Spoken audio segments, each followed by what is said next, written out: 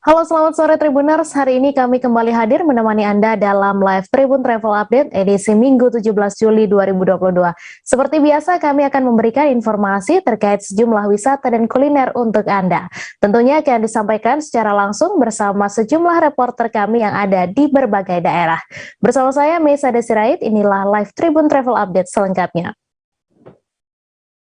Kabupaten Muaro Jambi adalah kabupaten yang terunik di Provinsi Jambi. Kabupaten dengan 11 kecamatan, 5 kelurahan, dan 150 desa ini terletak mengelilingi di kota Jambi. Selain memiliki wilayah yang luas, Kabupaten Muaro Jambi juga terkenal dengan berbagai wisata. Satu wisata terbesar adalah Candi Muaro Jambi. Banyak hal menarik yang terdapat di Candi Muaro Jambi, dan terkini adalah wisata yang terletak di pinggir persawahan. Lahan kosong yang berada di pinggir persawahan diubah menjadi sebuah kafe bernama Cafe Umo Teluk. Untuk mengetahui bagaimana suasana nongkrong di Cafe Umo Teluk ini, kita sudah terhubung dengan rekan Muzakir dari Tribun Jambi yang akan menyampaikan informasi selengkapnya. Silakan rekan Muzakir. Ya, baik. Terima kasih rekan Mei. Ya, Tribuners, dapat kami laporkan jika baru di Kabupaten Muaro Jambi itu terkenal dengan namanya objek wisata Candi Muaro Jambi. Nah, di objek wisata Muaro Jambi ini yang terbaru adalah Cafe Umo Teluk. Nah, sekarang terdapat sebuah kafe yang berada di pinggir persawahan yang masih di kawasan Komplek Percandian Muaro Jambi. Nah, masyarakat setempat membuat lahan kosong yang berada di pinggir sawahan menjadi sebuah tongkrongan. Menurut Asril, pemilik atau owner dari Cafe Umo Teluk, kafe ini baru berdiri sejak beberapa minggu lalu, namun kafe ini pernah berdiri di beberapa tahun lalu namun vakum. Nah, sekarang difungsikan lagi. Nah, sesuai dengan namanya, Cafe Umo Teluk menyediakan berbagai menu ala dusun. Nah, makanan yang disajikan merupakan makanan khas Muaro Jambi, khususnya makanan yang terbuat kala turun ke sawah. Ada sayuran, ikan bakar, sambal mentah, dan lain sebagainya. Nah, untuk menyajikan makanan siap saji ini, pengunjung Cafe Umo Teluk juga Halo? Ya, rekan Muzakir, silahkan Ya. dilanjutkan dengan laporan Anda. Juga bisa memesan sesuai dengan selera. Jadi bisa request by phone ini, rekan Mei. Begitu. Baik. Rekan Mei. Baik, terima kasih rekan Muzakir atas laporan Anda. Dan Tribuners, wartawan kami juga telah mewawancarai langsung owner dari Cafe Umo Teluk ini. Berikut tayangannya untuk Anda. Selfie, yang dulunya itu lagi trennya tempat selfie ya. Nah, jadi kami bikin tempat selfie, tapi kami kendala banjir, habis itu COVID ya. Nah, jadi untuk meneruskan itu nampaknya berkemungkinan besar itu merupakan satu halangan lah. Jadi ya dikatakan hampir selesai lah COVID-nya, kami buka lagi. Sementara di tempat kita ini ada wisata budaya nasional. Jadi memanfaatkan tamu-tamu ke sana supaya konsentrasi mereka bisa kita manfaatkan ke tempat kita untuk ekonomi. Untuk katakanlah itu wisata kuliner ya. Iya.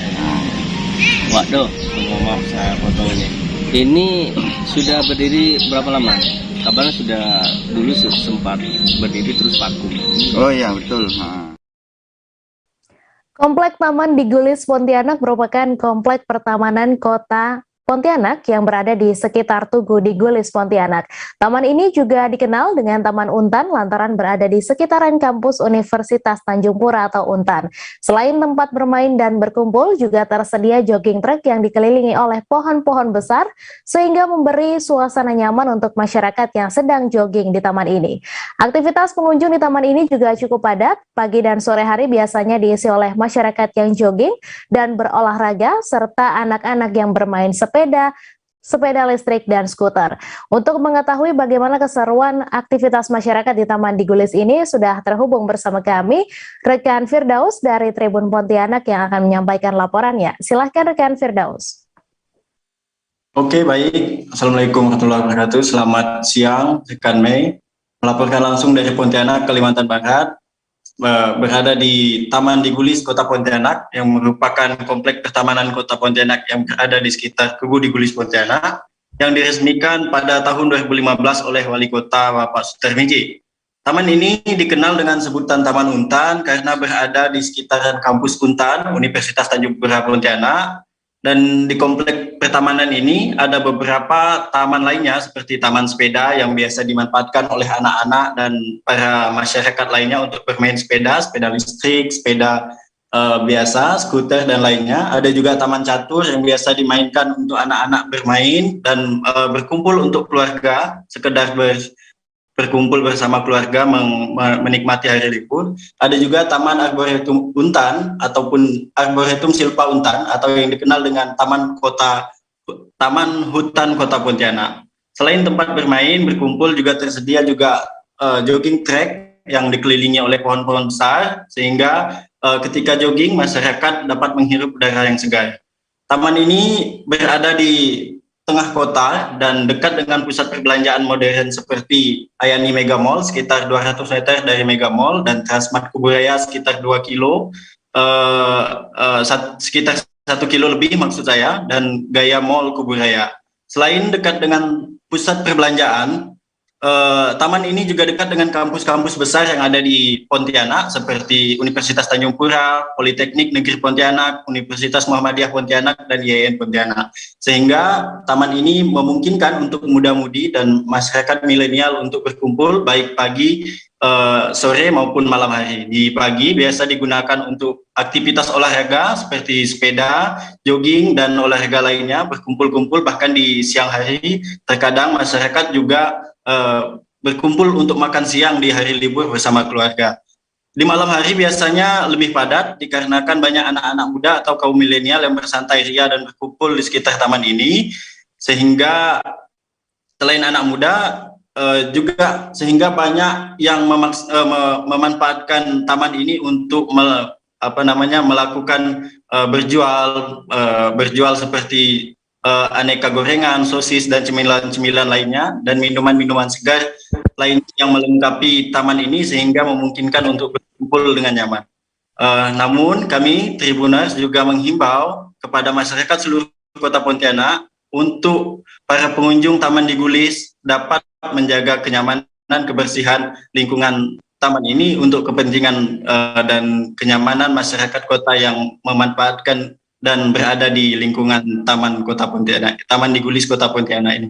Sekian, kembali ke rekan Mei. Terima kasih rekan Firdaus atas laporan Anda. Selamat bertugas kembali. Kita beralih ke informasi selanjutnya, Tribuners. Jakabaring Sport City Palembang menjadi salah satu tempat wisata yang ramai dikunjungi masyarakat. Bahkan ada daya tarik tersendiri di JSC ini karena ada Lazara Stable Horse Riding School. Lazara Stable Horse Riding School yang ada di venue PentaQ merupakan tempat wisata berkuda dan sekaligus tempat belajar berkuda. Bahkan beberapa atlet kuda asal Sumatera Selatan terlahir dari Lazara Stable Horse Riding School ini. Untuk informasi selengkapnya seputar wisata dan belajar berkuda di Lazara Stable Horse Riding School ini akan disampaikan oleh Linda, wartawan dari Tribun Sumsel. Silakan Linda. Ya, terima kasih Mei. Dapat saya informasikan memang untuk Lazara Stable Horse Riding ini sangat cocok untuk berwisata saat akhir pekan gitu ya, karena memang di JST itu saat weekend itu cukup ramai. Nah, di Lazara Stable ini memang banyak juga terlahir atlet-atlet berkuda asal Sumsel seperti Cindy Pamela. Nah, Cindy Pamela ini memang terbilang baru karena dia baru berlatih sejak Juni 2021, namun dia sudah menjuarai beberapa juara gitu ya, seperti ada kelas walk trot, tes to open di Lampung, equestrian, dan juga juara 1 jumping kelas 50 cm. Nah, kalau menurut Cindy sendiri sih aslinya berkuda itu memacu adrenalin gitu ya. Nah, lalu saya juga sempat mewawancarai manajer operasional Lazara Stable Horse Riding School, itu ya Pak Chandra. Dia mengatakan bahwa berkuda di sini itu kuncinya harus senang terlebih dahulu gitu ya, biar berkudanya lebih asik. Untuk berkuda ini bukan berarti tidak ada target meskipun begitu. Nah, karena ada rasa senang maka bisa latihannya lebih baik. Nah, untuk latihan di sini nggak ada syarat khusus gitu ya, karena paling hanya usianya aja minimal 5 tahun. Di Lazara Stable Horse Riding School ini ada beberapa paket, itu bisa dipilih seperti joyride, pelajar, dan umum. Kalau joyride ini untuk 1 kali pertemuan, sedangkan kalau pelajar dan umum bisa 8 kali pertemuan. Dengan sekali pertemuannya itu 45 menit. Untuk harganya sendiri, kalau joyride itu 250.000 untuk sekali pertemuan. Nah, kalau untuk yang paket tadi untuk pelajar itu 1,4 juta, dan kalau yang umum 1,8 juta itu untuk 8 kali pertemuan dengan 1 kali pertemuannya 45 menit. Nah, terus ada juga nih selain untuk belajar gitu, ada juga untuk paket wisatanya. Nah, untuk paket wisata ini seperti ada kuda poni. Untuk kuda poni ini 35.000 per orangnya. Dan ada juga nih delman itu 35.000 juga per orangnya, itu dengan pemakainya 10 menit saja. Kemudian untuk jam operasional di Lazara Stable Riding ini mulai dari 8 pagi hingga pukul 17.30. Namun kalau untuk hari liburnya Senin, jadi hanya buka dari hari Selasa sampai Minggu gitu ya. Nah, untuk total kuda yang ada di Lazara ini ada 18 ekor, terdiri dari 3 ras. Ada poni sebanyak 5 ekor, dikhususkan memang untuk wisata. Lalu ada tipe J, yaitu generasi blasteran Australia dan lokal. Dan terakhirnya adalah sandalwood asli Indonesia. Nah, untuk berkuda sendiri tidak ada outfit khusus ya, namun disarankan untuk memakai pakaian olahraga gitu ya, biar lebih nyaman, dan menggunakan sepatu boots. Begitu Mei laporannya. Baik, terima kasih Linda atas laporan Anda. Dan Tribuners, wartawan kami juga telah mewawancarai atlet berkuda serta manajer operasional dari Lazara Stable Horse Riding School. Berikut tayangan ini untuk Anda. Baru mulai berkuda semenjak tahun lalu di bulan Juli. Kenapa memilih berkuda olahraganya gitu? Saya tertarik lihat temen ada coba, terus orang tua ada suruh cobain juga, kan olahraga baru. Sebenarnya ada olahraga lain juga yang ditekunin, cuma sekarang lagi fokus ke berkuda. Oke, kalau untuk atlet itu udah gabung jadi atlet sejak kapan sih? Semenjak diajak keluar, diajakin lomba nasional. Udah pernah ada yang menang belum? Ada kemarin. Apa itu? Kejuaraan di Arakan Cavalry. Itu juara karena membawa kuda di sini. Oke, nah kalau sensasinya berkuda menurut kamu apa? Adrenalinnya beda. Lebih terpacu ya? Kita bonding sama kudanya sendiri juga. Semua kuda kan ada karakter. Bener. Kalau susahnya berkuda apa? Itu kadang nggak semua kuda moodnya selalu di situ aja, kan bukan robot, jadi susah. Kadang moodnya berubah, cuaca berubah, dia berubah. Dan kita harus bisa baca moodnya. gitu ya. Lagi berapa biayanya, durasinya berapa lama, dan diberikan materi apa aja kurang lebih singkatnya gitu? Oh iya, jadi gini, kalau untuk paketnya kita itu, kalau joyride sendiri khusus di riding school itu 250.000 untuk 1 kali pertemuan. Tapi kalau untuk ambil paket untuk pelajar itu kita kasih harga 1.400.000. Itu berapa untuk kali? 8 kali pertemuan.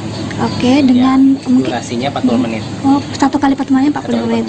Nah, kalau untuk yang umum itu 1,8. Durasinya sama 40 menit untuk 8 kali pertemuan. Itu bebas ya 8 kalinya, mau ketemu Betul. kapan aja? Jadi di Lazara Stable itu paket itu boleh dihabiskan kapanpun gitu. Jadi pada dasarnya riding school di Lazara itu kita mengambil prinsip bahwa yang berkuda di sini harus senang dulu. Sebagian masyarakat Indonesia pastinya sudah tidak asing dengan salah satu minuman tradisional yang asalnya lebih dikenal dari Banjarnegara, Jawa Tengah, yaitu es dawet. Minuman yang memiliki perpaduan rasa gurih dari santan dan manis karena gula aren ditambah dawet itu sendiri menjadi perpaduan yang menyegarkan. Sekarang ini es dawet terus berkembang, tidak hanya yang biasa terjual di pasaran. Jika biasanya dawet terbuat dari bahan dasar tepung beras ketan, kali ini di Tegal, Jawa Tengah menghadirkan es dawet yang terbuat dari bahan dasar tidak biasa, yaitu daun kelor. Untuk mengetahui bagaimana kesegaran mencicipi es dawet daun kelor ini akan disampaikan langsung oleh Desta Laila dari Tribun Jateng. Silahkan Desta. Oke, selamat siang rekan Mei. Sekarang ini salah satu minuman tradisional khas Banjarnegara yaitu es dawet terus berkembang. Biasanya dawet ini terbuat dari bahan dasar tepung beras dan tepung ketan, maka kali ini di Kabupaten Tegal ada yang mengkreasinya yaitu dengan bahan tidak biasa yaitu daun kelor. Adapun sesuai namanya, es dawet daun kelor ini terbuat dari bahan dasar daun kelor tentunya, dan tambahan daun pandan. Lalu dipadukan juga dengan tepung aren, tepung beras, ketan, dan juga tepung tapioka. Sehingga es dawet daun kelor ini terbuat dari bahan-bahan alami, termasuk pewarnanya juga menggunakan pewarna alami. Adapun untuk kios es dawet daun kelor ini yang buka sejak Oktober 2020 ini memiliki 2 cabang, yaitu untuk cabang pertama ada di Jalan Wahid Hasyim, Sawi, atau patokannya atau tepatnya berada di area alun-alun rumah dinas Bupati Tegal. Adapun untuk cabang keduanya yaitu berada di area Kompleks Ruko Slawi. Sementara itu mengenai harga sendiri, untuk es dawet daun kelor ini cukup terjangkau, yaitu untuk yang original seharga 6.000, sedangkan untuk varian rasa lainnya seperti cappuccino, strawberry, bubblegum atau permen karet dan lain-lain dipatok harga 8.000. Sementara untuk topping lainnya, jika stok tersedia maka ada topping durian dengan harga 13.000 per porsinya. Adapun untuk es dawet daun kelor ini juga menyediakan untuk pesanan untuk acara hajatan dengan dipatok harga yaitu 3.200 per cupnya. Adapun bagi Tribuners yang mungkin penasaran dan ingin mencoba langsung sensasi segarnya es dawet daun kelor ini, bisa datang langsung ke 2 cabang yang sudah saya sebutkan tadi. Setiap hari dibuka mulai pukul 9 pagi sampai 4 sore Tribuners. Adapun untuk tambahan informasi bahwa es dawet daun kelor ini hanya bisa bertahan selama 1 hari Tribuners, sehingga saat membeli memang dianjurkan untuk langsung dihabiskan dan jangan disimpan ataupun disisakan untuk besok, karena untuk rasanya sendiri sudah pasti sudah tidak enak ataupun tidak segar sebelumnya. Mungkin sekian rekan Mei mengenai informasi yang bisa saya sampaikan mengenai kuliner khas Tegal yaitu es dawet daun kelor. Baik, terima kasih Desta Laila atas laporan Anda. Selamat bertugas kembali, dan Tribuners, wartawan kami juga telah mewawancarai pengelola kios es dawet serta pembeli. Berikut tayangannya untuk Anda. Bedanya dari dawet yang lain? Mungkin itu dari pembuatannya ya, pakai daun-daun kelor sama manfaatnya lebih banyak daripada daun yang lain. Lebih pakai bahan alami juga ya? Iya. Oh ya, terus kalau untuk harganya Mbak berapa? Harganya per cupnya itu Rp6.000. 6.000 ya? Variannya apa? Varian rasa popes ada strawberry, durian, bubblegum, sama coklat. 6.000 untuk yang original ya Mbak? Iya, yang untuk original. Terus yang varian rasa Rp8.000. 8.000 ya? Oke. Terus sejauh ini yang paling banyak diminati yang apa Mbak? Yang kebanyakan original ya. Original ya? Iya. Oh ya, terus kalau untuk dawet ini jam operasional jam berapa? Jam operasional berarti jam 9 pagi sudah mulai buka sampai jam 4 sore. Sore. Buka setiap hari? Iya, betul. Cabangnya ada di mana aja? Cabangnya ada di Ruko MC. Ruko MC sama di sini sampai rumah Bupati. Di apa sih? Jalannya nama apa? Jalan. Namanya jalan apa ya? Ini jalan kayak Wahid Hasyim ya, Bu? Iya. Kan berarti Ibu beli di sini? Ya lumayan nggak ini banget, tapi ya suka sih. Oh iya, ini kenapa suka dawet daun kelor ini Ibu? Ya karena beda aja mungkin sama yang lain gitu ya. Kalau dawet-dawet yang lain mungkin bahannya bukan dari kelor, jadi selain rasanya enak, seger gitu ya Bu ya? Lebih seger, iya. Yang jelas beda dari dawet yang lain. Ini sering beli Ibu? Iya, sering ya? Siapa Bu? Namanya siapa? Bu Aisyah. Bu Aisyah. Oke. Ya. Di Pontianak saat ini sedang dilakukan pemilihan terhadap plakat sampan menanjak yang masuk ke dalam nominasi kelayakan yang diikuti dari beberapa desa. Penjurian inti juga nantinya akan dilakukan langsung oleh Bupati. Menurut informasi, terdapat sekitar 68 produk yang ikut ditampilkan dalam masing-masing stand. Yang menjadi penilaian penting pada plakat sampan menanjak terdapat pada struktur dan fungsi sampan yang sebenarnya. Terdapat juga beberapa produk unggulan dari setiap desa yang dipamerkan pada stand masing-masing daerah. Untuk laporan selengkapnya akan disampaikan langsung oleh wartawan Tribun Pontianak, Teddy Yahya. Silahkan rekan Teddy. Ya, terima kasih rekan Mei. Selamat siang sahabat Tribuners dimanapun berada. Saat ini sedang dilakukan juga pemilihan terhadap plakat sampan menanjak yang diperlombakan dan hanya beberapa plakat yang masuk ke dalam nominasi kelayakan ya sahabat Tribuners.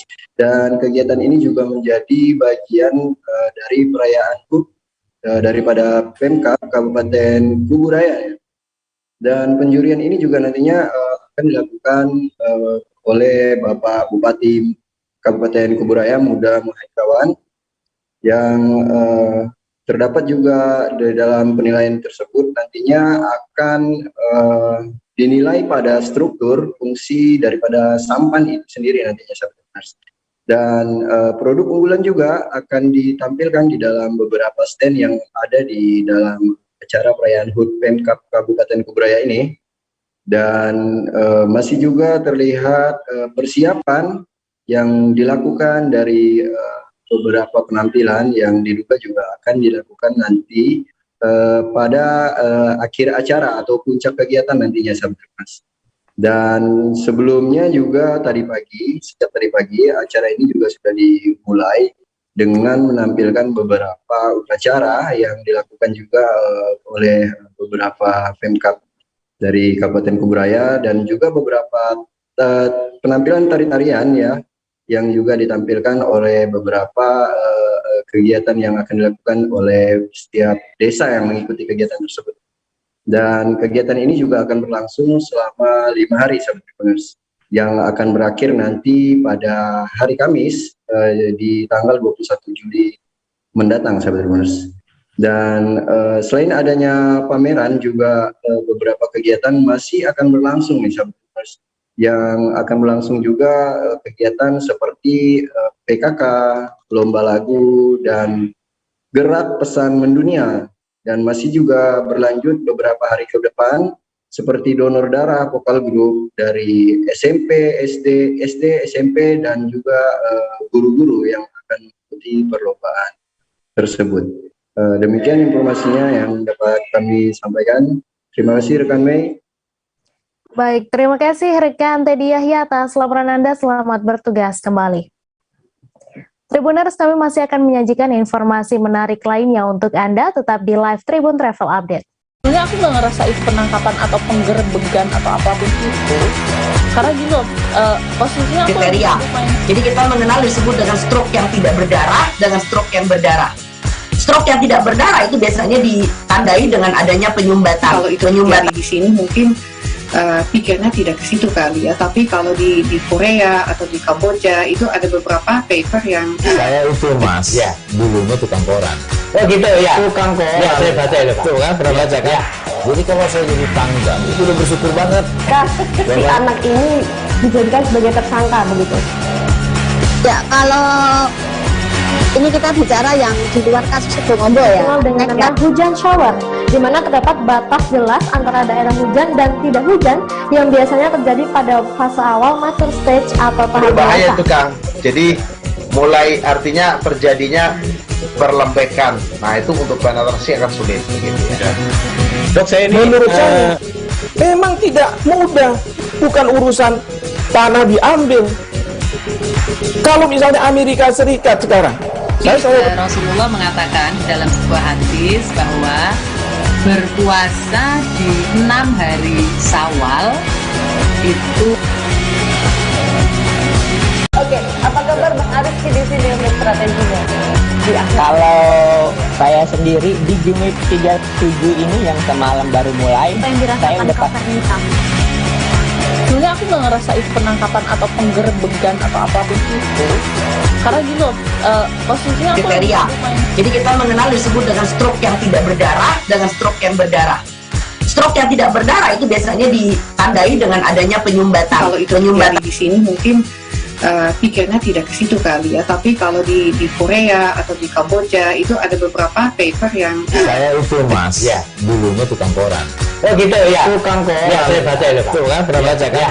Jadi kalau saya jadi pangdam itu udah bersyukur banget si anak ini dijadikan sebagai tersangka begitu ya. Kalau ini kita bicara yang di luar kasus Situbondo ya, dengan nama hujan shower, di di mana terdapat batas jelas antara daerah hujan dan tidak hujan yang biasanya terjadi pada fase awal mature stage atau tahap Berbahaya dewasa. itu Kang. Jadi mulai artinya terjadinya perlembekan. Nah itu untuk penetrasi akan sulit gitu ya. Dok, saya ini menurut saya memang tidak mudah, bukan urusan tanah diambil. Kalau misalnya Amerika Serikat sekarang, Rasulullah mengatakan dalam sebuah hadis bahwa berpuasa di 6 hari Syawal itu. Oke, apa kabar Bang Arif di sini untuk strateginya? Kalau saya sendiri di Jumit 37 ini yang semalam baru mulai, saya udah Sebenarnya aku nggak ngerasa itu penangkapan atau penggerbegan atau apapun itu, karena gini loh, posisinya aku Kriteria. Jadi kita mengenal disebut dengan stroke yang tidak berdarah dengan stroke yang berdarah. Stroke yang tidak berdarah itu biasanya ditandai dengan. Terima kasih Anda masih menyaksikan live Tribun Travel Update.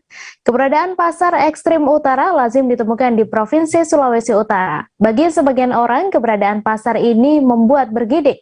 Namun bagi kalangan tertentu, pasar ekstrim ini justru membuat penasaran. Satu di antara pasar ekstrim di Sulawesi Utara terletak di Langowan, Kabupaten Minahasa. Pasar ekstrim Langowan berada di Kompleks Pasar Baru, Desa Waleure, Langowan. Daging hewan yang dijajakan diantaranya biawak, ular piton, kelelawar, hingga tikus hutan. Untuk mengetahui bagaimana sensasi mencicipi kuliner ekstrim di pasar ekstrim ini, Rio Nur dari Tribun Manado akan menyampaikan laporannya. Silahkan rekan Rio. Ya, terima kasih ya rekan Mei. Jadi di Sulawesi Utara itu ada namanya pasar ekstrim. Keberadaan pasar ini menyebar di daerah Sulawesi Utara, terutama di Kabupaten Minahasa, di mana ya disebut ekstrim karena pedagang menjual daging hewan yang dianggap sebagian orang ekstrim untuk dikonsumsi. Ambil contoh, di situ ada biawak, ada ular piton, ada kelelawar, bahkan tikus hutan pun dijual di pasar ini. Memang masyarakat Minahasa sendiri sering kali mengkonsumsi hewan-hewan yang dianggap ekstrim, tapi kalau bagi orang banyak kalangan di Minahasa ini bahwa ini hewan-hewan yang layak dikonsumsi. Mungkin ada persepsi berbeda dengan orang, kemudian orang lain menganggap melabeli daging ini ekstrim. Di Langowan sendiri, ular piton itu misalnya saja, pasar itu biasanya dibuka tiap Selasa, Rabu, dan Senin, Selasa, Kamis, dan Sabtu untuk kami, di mana di sini hampir tiap pasar itu dibuka selalu saja ada ular piton yang dijual di sini. Karena untuk harga per kilogramnya sendiri hanya Rp50.000, sudah bisa membawa sekilo daging ular piton.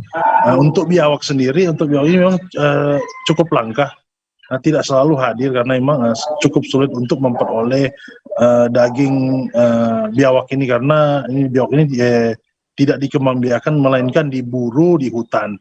Begitu juga dengan kelelawar. Di sini juga kelelawar stoknya cukup melimpah, harganya berkisar antara 25 sampai 35.000 tergantung ukuran. Begitupun tikus hutan yang memang banyak bisa ditemukan di hutan-hutan, dan orang Minahasa juga pandai berburu tikus hutan ini. Sementara untuk ular piton sendiri, ini kebanyakan memang dipasok dari daerah lain seperti dari Gorontalo dan Sulawesi Tengah. Memang di sini para penggemar daging ekstrim bisa membeli dengan bebas tanpa ada halangan. Bahkan di sini juga menjadi daya tarik karena bagi orang-orang dari luar negeri ini menganggap pasar ini pasar yang unik, menjajakan hewan-hewan yang dianggap ekstrim untuk dikonsumsi. Demikian rekan Mei. Baik, terima kasih rekan Rio Nur atas laporan Anda. Selamat bertugas kembali. Kita beralih ke informasi selanjutnya Tribuners. Kolam renang dan pancing Lembah Walino berlokasi di Jaga 2 Jalan Arnold Mononutu, Desa Tumaluntung, Kecamatan Kauditan, Kabupaten Minahasa Utara, Sulawesi Utara. Lembah Walino ini ada kolam khusus untuk anak-anak dan orang tua. Lebih menarik, di sana juga ada waterboom dan tersedia juga gazebo. Pengunjung yang akan berenang akan dipatok tarif Rp30.000 per orang, baik anak-anak maupun orang tua. Untuk informasi selengkapnya akan disampaikan langsung oleh wartawan Tribun Manado, Fistel Mukuan. Silahkan rekan Fistel. Iya, makasih rekan Mei. Dari hasil pantauan kami memang di Lembah Malino ini untuk saat ini masih sangat sedikit pengunjung. Hal itu dikarenakan masih pandemi. Memang menurut owner, pemilik Pak Yoce, menurutnya semenjak ada pandemi ini memang pengunjung sangat-sangat menurun. Sebelum pandemi baginya di hari libur atau weekend Sabtu dan Minggu biasanya ramai pengunjung, baik orang tua sampai anak-anak.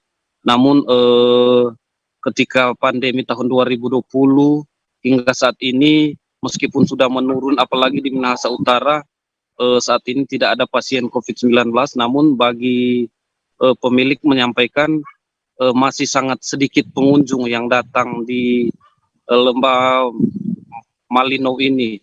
Dan memang dari hasil pantauan kami di sana ada banyak kolam ikan, ada ikan mas dan ikan nila. Dan di sana juga ada berbagai gazebo, ada kolam-kolam renang ada khusus anak-anak dan ada khusus orang tua. Nah, lebih menariknya lagi di sana ada waterboom. Jadi bagi pengunjung lebih menikmati dengan adanya waterboom. Di sana juga ada gazebo. Nah, untuk gazebo disewakan yang bisa menampung 100 orang, itu sudah termasuk tempat duduk dan ada sound system, bisa disewakan kalau ada kegiatan keluarga, perkantoran atau acara-acara umat. Di situ bisa disewakan dengan uang 1,5 juta, mereka bisa menempati gazebo yang berukur bisa menampung 100 orang. Namun itu belum termasuk bagi pengunjung yang ingin mandi, meskipun mereka sudah menyewa gazebo, namun jika ingin mandi harus membayar 30.000 per orang.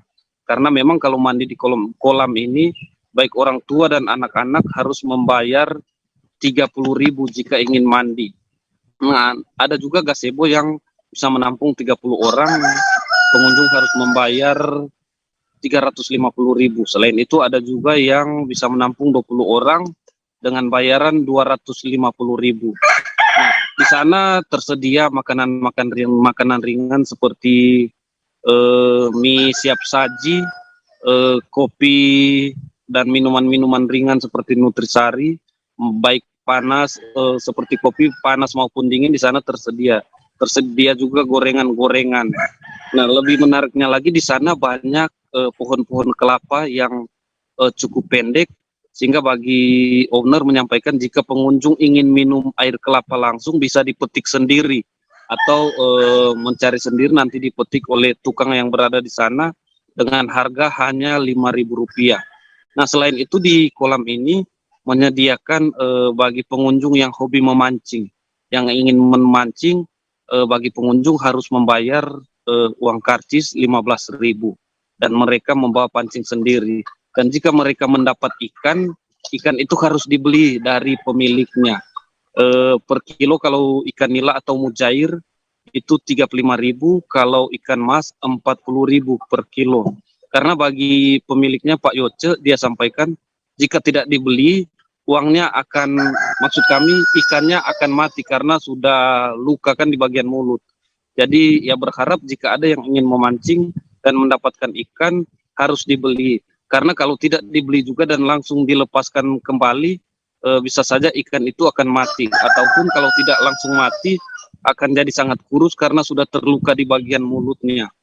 Dengan begitu, Pak Yoce sampaikan untuk saat ini karena masih sangat sunyi, karena masih di tengah pandemi, ya harapkan agar pandemi ini segera pulih. Karena semasa pandemi ini kurangnya pengunjung, banyak bahan yang harus dia beli untuk merawat kolam ini, apalagi baginya untuk barang-barang yang akan dia beli untuk pembersihan kolam ini sudah naik 2 kali lipat malahan, dan ia merasa pengunjung sudah sangat sedikit. Karena itu dia berharap agar pandemi ini segera berlalu. Demikian rekan Mei. Baik, terima kasih rekan Fistal atas laporan Anda. Dan Tribuners, wartawan kami juga telah mewawancarai owner dari kolam renang dan pancing Lembah Walinau. Berikut tayangannya untuk Kita Anda. buka setiap hari. Setiap hari dari jam berapa sampai? Dari jam 9 sampai jam 6 sore. Itu dibuka. Kemudian di dalam kolam renang juga ini ada fasilitas yang kami siapkan untuk grup-grup.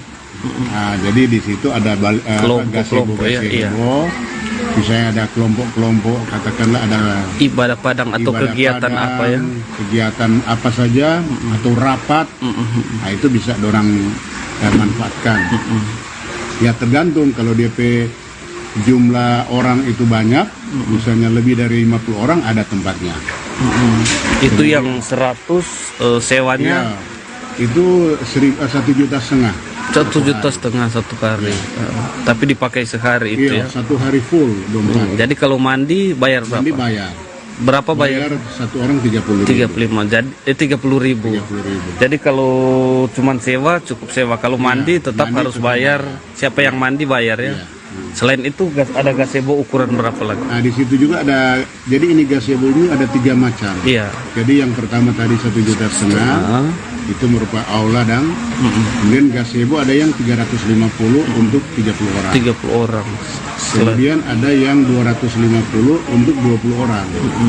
Ada yang di dalam, ada yang di luar kolam. Karena ini kolam ini kita pagar. Iya. Oh ya. Kalau Sebuah video viral di TikTok memperlihatkan cara untuk memilih kursi kereta api kelas ekonomi premium agar hadapnya tidak mundur. Video yang diunggah akun Revandika ini telah ditonton lebih dari 2,3 juta kali tayangan. Video ini juga disukai lebih dari 208.000 pengguna sejak diunggah pada 11 Juni lalu. Revan membagikan tips memilih kursi ini mengingat banyak penumpang mengeluh dan kurang nyaman jika naik kereta ekonomi dan berjalan menghadap belakang. Dalam videonya ia menuliskan keterangan rumus pilih kursi ekonomi premium biar hadapnya nggak mundur. Diketahui saat itu Reva naik kereta dari stasiun Surabaya Gubeng pada pukul 9 malam. Ia memperlihatkan tiket perjalanan kereta api dan tertera nomor kursi yang ia pilih yaitu 16D. Revan menyebutkan jika kereta dari arah barat ke timur maka pilihlah nomor 12 hingga terakhir. Begitupun sebaliknya jika kereta dari timur ke barat maka pilihlah seat dari nomor terkecil. Dalam video tersebut Revan juga menyampaikan bahwa tips ini berdasarkan pengalaman pribadinya. Video ini pun mendapat ribuan komentar warganet. Satu di antaranya yang ditulis akun bernama Delvi Azra yang menanyakan bagaimana jika susah untuk membedakan timur dan barat. Revan pun membuat video balasan untuk komentar tersebut. Ia menjelaskan jika bingung untuk menentukan timur dan barat, maka lihat asal dan tujuannya masuk provinsi mana. Sebagai contoh dari Surabaya ke Jakarta yang artinya dari timur ke barat. Meski demikian, rumus memilih kursi kereta ekonomi premium yang dibuat Revan ini tidak sepenuhnya terbukti. Ada warganet yang menyatakan valid, namun ada juga yang tidak. Ada juga warganet yang mengatakan terkadang rangkaian kereta itu ditukar. Revan kemudian menjelaskan tak ada salahnya untuk mencoba tips yang ia berikan, siapa tahu beruntung.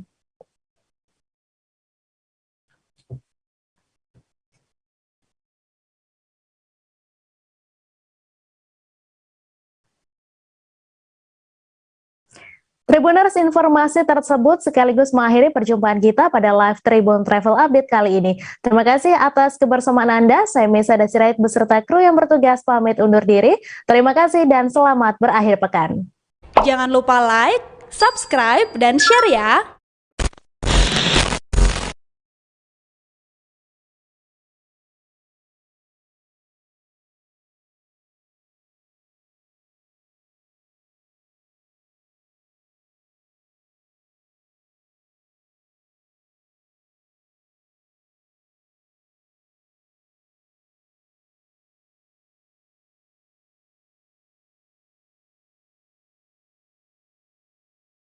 Cepetan belanja di Gemar, nggak pakai lama.